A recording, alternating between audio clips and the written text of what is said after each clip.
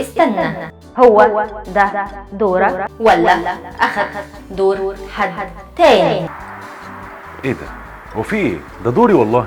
طيب ما تزعلش أوي كده، أقدر أساعدك إزاي؟ انا عايز اسحب المرتب.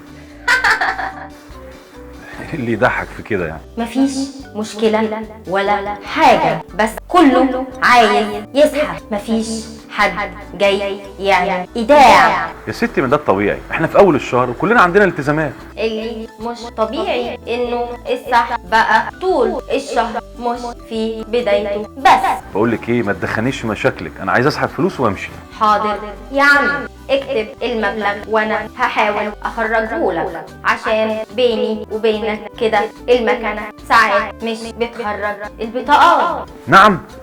انت عماله ترخي من الصبح، كان زماني دلوقتي سحبت الفلوس ومشيت وارتحت من وشك. يا عم ما انت اللي بصمجي. طيب بصمجي بس هاتي الفلوس وامشي. استنى بقى علشان اللي انا خايفه منه حصل. ايه؟ طب وايه بقى اللي انت خايفه منه ده؟ يا حبيبي، اللي انا خايفه منه ان ولا فلوسك ولا الكارت هيخرجوا، لان الكارت اتسحب. طب والحل ايه دلوقتي؟ انا عايز فلوسي. روح، كده كده البنك قفل. اروح؟ يعني ايه اروح؟ بعد ما خربتيها تقولي روح؟ شكرا، مع السلامة بقى، وما تقرفناش اكتر من كده. الله يخرب بيتك، انا اللي غلطان اني جيت هنا.